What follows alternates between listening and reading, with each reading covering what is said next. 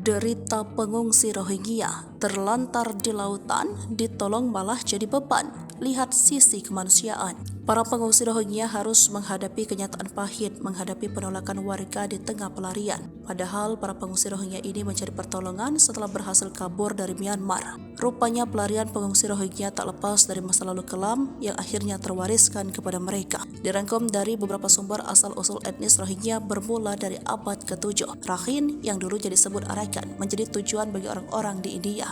Nah, pedagang dari berbagai penjuru dunia datang ke Teluk Bengal dan Rakhine, termasuk para pedagang Muslim dari Arab. Maka etnis Rohingya terbentuk dari keturunan pedagang Arab yang menetap di sana dan Muslim dari Benggala.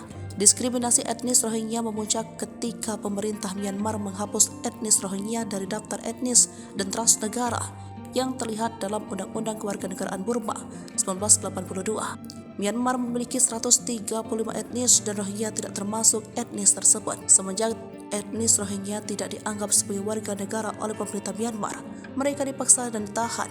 Akibat pelanggaran HAM pada etnis Rohingya membuat mereka pergi untuk mengungsi ke negara-negara seperti Thailand, Indonesia, India, dan Malaysia. Kini para warga etnis Rohingya menyebar mencari perlindungan ke berbagai negara, termasuk Indonesia, tepatnya di Aceh. Kabar terbaru dari Serambi, Grup Tribun News, gelombang pengungsi warga Rohingya kembali terdampar di tepi pantai Ujong Karung, Kota Sabang, Provinsi Aceh.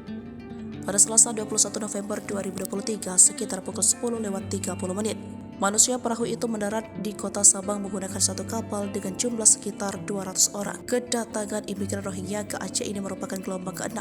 Ketua Komisi 1 DPR Aceh Bidang Hukum Politik Pemerintahan dan Keamanan Iskandar Osman Al-Farlaki memprediksi gelombang kedatangan imigrasi Rohingya ke Aceh akan terus terjadi. Mereka menjadikan Aceh sebagai tempat transit untuk menuju ke negara tujuan. Iskandar, yang juga politikus berasal dari fraksi Partai Aceh itu, menjelaskan, pihaknya sejauh ini telah melakukan rapat koordinasi pada DPR RA maupun Polda Aceh terkait permasalahan kedatangan Rohingya yang belum juga berakhir. Dia menilai jika kedatangan etnis Rohingya ini tidak ditangani dengan serius, kemungkinan puluhan gelombang lainnya akan terus bertambah. Ia juga membenarkan memang baru-baru ini muncul penolakan besar-besaran dari masyarakat Aceh atas kedatangan etnis Rohingya ke Tanah Rencong.